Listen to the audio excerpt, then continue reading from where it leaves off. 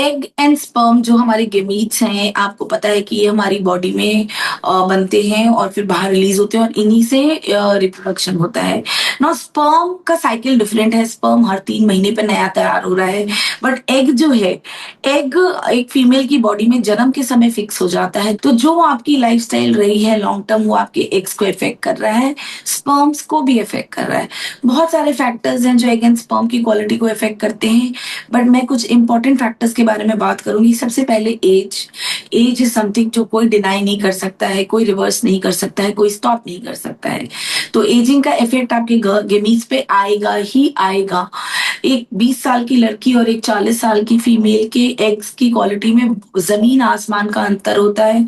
सारा इलाज बदल जाता है और सक्सेस रेट भी डिफर करते हैं। तो इसलिए एज का बहुत बड़ा असर है होता है इवन इन मेल्स। ये गलत धारणा है कि मेल्स में एज का असर नहीं होता है, मेल्स में भी होता है। उनका डीएनए फ्रेगमेंटेशन बढ़ जाता है। एज के अलावा लाइफस्टाइल का बहुत बड़ा रोल है। आपका सोने का पैटर्न, आपका कितना स्ट्रेसफुल जॉब है, ये सब एक डिटेल हिस्ट्री है जो हर डॉक्टर को लेनी चाहिए समझने के लिए कि वो कपल कहाँ चैलेंज फेस कर रहा है और कहाँ उसको चेंज की जरूरत है। लाइफस्टाइल के अलावा एनवायरमेंटल फैक्टर्स बहुत बड़ी चीज होती है। अनफॉर्चुनेटली हमारी पूरी जनरेशन प्लास्टिक को बहुत एक्सपोज हुई है। इसके अलावा आप देखो, छोटी सी चीज है जो लोगों को पता नहीं है, बहुत ज्यादा परफ्यूम यूज करना या अरोमा ऑयल्स बहुत यूज करना या बहुत ज्यादा मेकअप प्रोडक्ट्स यूज करना, ये स्लो एंडोक्राइन डिस्टर्बर्स हैं जो आपके हार्मोनल बैलेंस को डिस्टर्ब कर देते हैं, आपके हार्मोन्स को खराब कर देते हैं, जो फिर आपके गेमीट्स को भी in the long run damage पहुंचाता है। लाइफस्टाइल अगर आप जैसे अगर आप अपने डाइट में चेंज करते हैं, अगर आप अपनी वेट पे मॉनिटर करते हैं, एक्सरसाइज इंक्लूड करते हैं अपने लाइफस्टाइल में, तो देखा गया है कि कितने सारे पेशेंट्स जो हमारे पास आते हैं वो नेचुरली कंसीव कर जाते हैं। आप देखो कि ओबेसिटी की अगर मैं बात करूं, तो हम हमेशा फीमेल्स को कहते हैं कि आप 5% भी वेट लूज करोगे तो 15% चांसेस बढ़ जाएंगे आपके कंसीव करने में। मेल्स में अगर ओबेसिटी की बात करें तो ओबेसिटी की वजह से स्क्रोटल टेम्परेचर बढ़ता है जो आपके स्पर्म्स को खराब करता है। स्पेशली सेंट्रल ओबेसिटी, जो पेट पे मोटापा होता है। तो अगर एक कपल जो अपने लाइफस्टाइल को सीरियसली लेता है और वेट लूज करता है, अपने फूड पे वर्क करता है, हमने इतनी बार देखा है कि उनका कंसेप्शन, चांसेस ऑफ कंसेप्शन बढ़ता है। या तो वो नेचुरली कंसीव करते हैं या आईयूआई या आईवीएफ साइकिल्स में भी उनका सक्सेस बढ़ता है। So lifestyle is a very important factor. यहाँ पे मैं ऐड करना चाहूंगी कि lifestyle is not only diet and exercise, working on your sleep, making sure कि आप 8 घंटे, 7 से 8 घंटे सो रहे हो, working on your stress, bring down the stress by yoga, meditation, daily का सनलाइट एक्सपोजर लेना, ये सब भी बहुत इफेक्ट करता है गमीट के हेल्थ को। हर मरीज जो हमारे सामने बैठता है उसका सबसे एंड में यही सवाल होता है कि मैम प्लीज बता दीजिए कि हमें क्या खाना खाना चाहिए। और मैं हर किसी को कहती हूँ कि एक बेसिक नॉलेज कि क्या अच्छा खाना है और क्या बुरा खाना है हर किसी को है। और उसके बाद तो there is so much of information available online now days in social media. And उसके बाद भी अगर आप कंफ्यूज हो रहे हो और आप एक स्ट्रक्चर्ड प्रोग्राम चाहते हो अपने लाइफ में to work on your diet, please contact a dietitian. Remember, you are what you eat. Become conscious of everything which you are eating. अगर हम लेमैन टर्म में बहुत आसानी से समझना चाहें तो कोई भी खाना जो पैकेट में आ रहा है प्रोसेस होके, जो जिसकी शेल्फ लाइफ बहुत ज्यादा है, जिसको हम महीनों तक स्टोर कर सकते हैं, वो हमारी बॉडी के लिए अच्छा नहीं है। आप शुगर को जितना कम कर सकते हैं अपने डाइट में जरूर कम करें। आजकल देखा गया, आजकल बहुत रिसर्च आ रहा है कि डेयरी डेयरी दूध, पनीर, ये आपके बॉडी में इन्फ्लेमेशन को बढ़ाता है।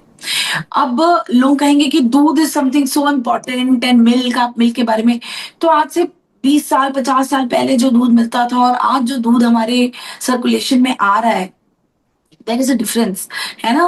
There is lot of hormones going to the cows, उनका फीड, उनका चारा बदल गया है, तो बिकॉज ऑफ दैट वो बहुत इन्फ्लेमेशन कराता है। तो कभी कभी आपको फर्टिलिटी स्पेशलिस्ट बोलेंगे कि आप मिल्क अवॉइड करो कुछ दिन, आप इसको ओपन माइंड से लेना। और sugar, sugar is something which should आपको बंद कोशिश करना चाहिए कि आप जितना कम कर सको बंद ही कर दो कुछ दिन के लिए, जब तक आप कंसीव करने की कोशिश कर रहे हो तो वेरी गुड। सफेद मैदा के प्रोडक्ट्स लाइक बिस्किट्स, चिप्स, ये सब आप, नमक सॉल्टी प्रोडक्ट्स लाइक चिप्स, बाजार के पिकल्स, ये सब आप थोड़ा अवॉइड करो तो बेटर है। अब आते हैं कि क्या खाना चाहिए। तो नट्स बहुत अच्छे हैं लिमिटेड अमाउंट में, बहुत ज्यादा काजू और अखरोट में तो फिर फैट भी होता है जो आपके वेट गेन कराएगा। बट लिमिटेड अमाउंट में नट्स, स्पेशली बादाम, अखरोट, लिमिटेड अमाउंट में हेल्दी फैट्स लाइक एवोकाडो, घी, ये सब आपको अपने डाइट में इंक्लूड करना चाहिए। होल ग्रेन्स खाओ, और जितना आप ताजा फल और सब्जी अपने डाइट में रख सकते हो उतना। Fruits are the best antioxidants actually. जो एंटीऑक्सीडेंट है वो आपके गमीज पे ऑक्सीडेटिव स्ट्रेस, जिसकी वजह से आपका गमीज खराब होता है, उसको कम करता है। यहाँ पे again I want to mention, fruits अलग हैं, फ्रूट जूसेस अलग हैं। Don't go for fruit juices, go for fruits. कई बार हमारे पास पेशेंट्स आते हैं जो कहते हैं कि मैम 1 महीने का हम लाइफस्टाइल पे वर्क करते हैं और फिर अगले महीने से हम ट्रीटमेंट शुरू करेंगे। अगर मुझे बहुत बड़ी कोई प्रॉब्लम कहीं नहीं लग रही है तो मैं उनको हमेशा कहती हूँ कि देखो, लाइफस्टाइल 1 महीने के लिए बदलने से कुछ नहीं होने वाला है। उससे अच्छा है कि आप मत ही वर्क करो एंड डायरेक्टली ट्रीटमेंट ले लो। It is going to be same. Lifestyle is a long term target, exercise and diet is a long term target. 1 month में कुछ नहीं होगा, but at least 3 months is the minimum. एक sperm का life cycle भी almost 72 days का होता है, फ्रॉम द टाइम वो बनना शुरू होता है एंड टू द टाइम वो मेच्योर होके बाहर निकलता है। 72 डेज का साइकिल होता है। And even for females the eggs का ऑलमोस्ट 90 डेज का एक साइकिल होता है। तो एटलीस्ट 3 मंथ्स के बाद आपको इम्प्रूवमेंट दिखना शुरू होंगे, वो भी कंसिस्टेंटली, अगर आप अपने खाने पे और एक्सरसाइज पे and to avoid factors which are affecting your gamete पे काम कर रहे हो तो। सप्लीमेंट्स आपके फूड को रिप्लेस नहीं कर सकता है, ये बात समझने की बहुत जरूरत है। कई बार पेशेंट्स को अगर मैं ना लिखूं सप्लीमेंट्स तो वो उदास हो जाते हैं कि मैम दवा लिख दो। और बहुत ज्यादा अनलिमिटेड सप्लीमेंट्स खाने का भी कोई मतलब नहीं है। लेकिन हाँ, डेफिनेटली, बिकॉज आज का फूड इतना एडल्टरेटेड आ रहा है, हमें नहीं पता कि वो कैसी क्वालिटी का है। ऑल्सो मील्स मिस हो जाती हैं कभी कभी बिजी वर्क लाइफ शेड्यूल्स में, और वो पूरा न्यूट्रिशन कैलकुलेशन का हर किसी के पास टाइम नहीं है। तो कोशिश पहली यही होनी चाहिए कि आप जितना डाइट से अपना बॉडी में फ्यूल भेज सकते हो आप भेजो। लेकिन अगर आपको लगता है कि यू आर स्टिल लैकिंग तो सप्लीमेंट जरूर ले लेना चाहिए। सप्लीमेंट्स लाइक फोलिक एसिड तो बिल्कुल ही उन कपल्स को जो ट्राई कर रहे हैं कंसीव करने के लिए, इनके लिए तो नेसेसिटी है। ये आपके बच्चे में neural tube defect like spine में प्रॉब्लम और उस तरह की कोई प्रॉब्लम को बचाता है। और other supplements like zinc, selenium, जो आपके स्पर्म्स के हेल्थ को अच्छा करता है ले लेना चाहिए मेल्स को जब आप ट्राई कर रहे हो कंसीव करने का। CoQ10 is another thing which should be taken, specially अगर कपल की एज थोड़ी हायर साइड पे है तो।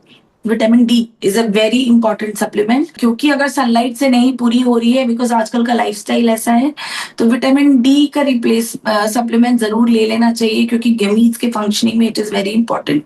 B12 is also one more very important supplement, जो सिर्फ नॉनवेज सोर्स से मिलता है, तो वेजिटेरियंस में लैक कर रहा होता है। तो B12 भी एक सप्लीमेंट है, अगर आप वेजिटेरियन हो आपको जरूर ले लेना चाहिए। तो यहाँ पे 2-3 चीजें मैं क्लियर करना चाहूंगी। देखो, 12 महीने और 6 महीने का एक गाइडलाइन है कि अगर 12 महीने तक आपने इंटरकोर्स ट्राई किया है अनप्रोटेक्टेड, मतलब 12 महीने हो गए आपको साथ रहते हुए और संबंध बनाते हुए, और उसके बाद भी अगर आपको बच्चा नहीं ठहरा है, तो आप प्लीज आपके डॉक्टर को दिखाओ। अब यहाँ पे कंफ्यूजन क्या होता है कि लोग आते हैं मेरे पास जिनको शादी को 4 साल हो गए और कहते हैं कि मैम हम तो बस 6 महीने से ही ट्राई कर रहे हैं। और जब मैं उनसे पूछती हूँ कि इसके पहले आप क्या यूज कर रहे थे प्रोटेक्शन के लिए, तो वो कहते कि नहीं मैम कुछ भी नहीं, हम बस नेचुरल मेथड ट्राई कर रहे थे, या हम फर्टाइल डेज अवॉइड कर रहे थे। No, this is not contraception. Fertile days को अवॉइड करना, नेचुरल मेथड ट्राई करना कॉन्ट्रासेप्शन नहीं कहलाता है। तो अगर आप इसके अलावा कोई कॉन्ट्रासेप्शन नहीं यूज कर रहे थे और साथ में संबंध बना रहे थे, तो वो भी आपके, वो समय भी आपके ट्रायल पीरियड में इंक्लूड होगा, आप उसको एक्सक्लूड नहीं कर सकते हैं। इसके अलावा अगर फीमेल पार्टनर की एज मोर देन 35 है या हस्बैंड की एज बहुत ज्यादा है, तो तो 1 साल वेट करने का कोई मतलब नहीं है, आप 6 मंथ्स ट्राई करो और अगर नहीं होता है तो आप अपने डॉक्टर को दिखाओ, फर्टिलिटी स्पेशलिस्ट को दिखाओ।